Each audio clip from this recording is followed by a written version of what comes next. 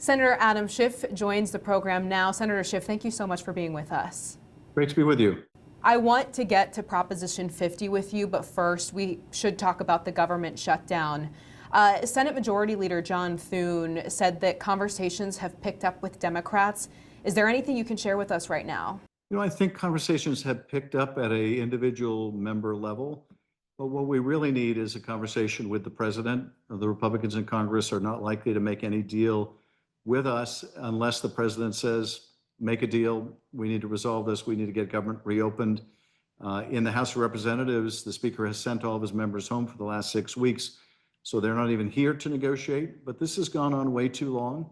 It needs to be resolved. We need to figure out how to make sure that people aren't priced out of their health insurance. Californians are getting those notices right now. They're going onto their website. They're seeing their premiums double or go up dramatically to the point where it's estimated that a couple million people will simply become uninsured, and that will raise the cost for everyone else who remains in the health insurance pool.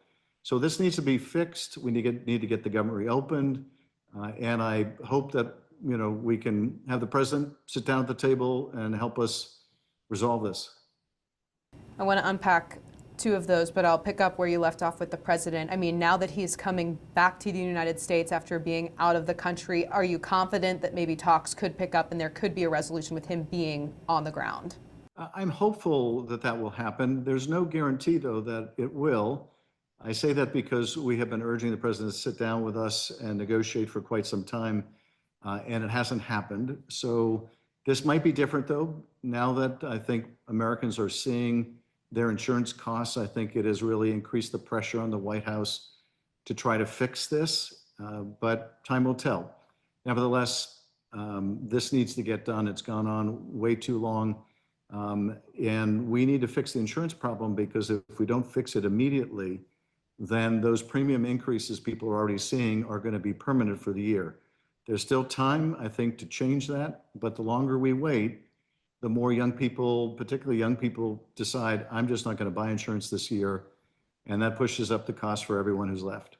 Speaking of the wait and that sticking point, I mean, do Democrats have an expiration date? I mean, how much longer can government workers go without pay before Democrats, they're essentially, for lack of a better term, give in?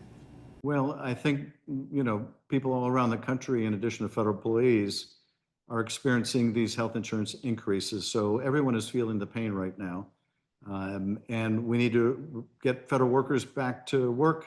We need to make sure that people get the food assistance that they need, that the president is unilaterally withholding. And by the way, there's nothing in the law that requires that during a shutdown. In fact, the law requires the president to use a contingency fund that is set up that has billions of dollars in it, but is refusing to. This is the first time during a shutdown where a president has actually tried to increase the pain people are feeling rather than mitigate the harms.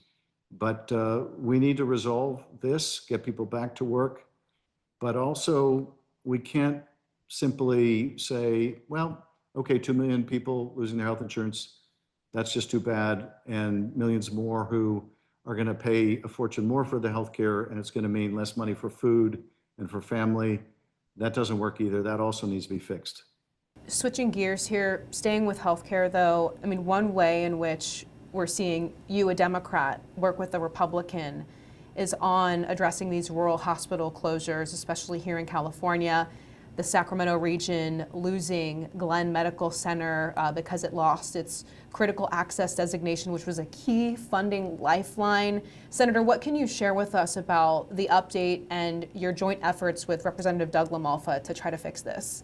So just to put things in perspective, Glenn Medical Center had this critical access designation for years and years and years. It's based on how far that hospital is from the nearest hospital. If it's over 35 miles, then it qualifies as critical access. So it's had that designation, I think, for decades. But somebody in Washington at one of the bureaucracies decided, I don't know whether they're using Google Earth or whatever, to measure the distance between all these hospitals, and decided that Glenn Medical was actually now a couple miles short of that. And so rather than grandfather them in or work with the hospital, they just said, you're losing this money, and Glenn Medical has had to close its doors through no fault of its own. And it's absurd to use that basis to close a rural hospital. This is affecting more than one hospital in California. It's affecting a number of hospitals around the country. The legislation on a bipartisan basis would fix this problem and grandfather them in. So you have my colleague Doug Amalfa working on this in the House. I'm working on it in the Senate with Cindy Hyde-Smith from Mississippi, a Republican colleague. I hope that we can move this quickly because it's hard enough to reopen a hospital once it's been closed, but the longer the passage of time, attracting the talent, the healthcare personnel and staff to come back is even more difficult. If you have to go through relicensing, it's even more difficult. So this is an urgent matter. And what's more, every day that this goes by and the medical center is closed means that people have to go farther, much farther to get medical care in an emergency. And that can be life or death. Is it clear that the administration is just on its own not going to move on this, that the legislation is essentially the only way for this? I think it is clear, which is regrettable. We've approached the administration and tried to see if they could just address this through a regulatory change or just a decision to reverse the recalculation of the mileage. And they were unwilling, and they've said no legislation will be required. Technically not required. I think they could do this using their discretion, but nevertheless, that's the position they're taking. So we're trying to get legislation to fix it.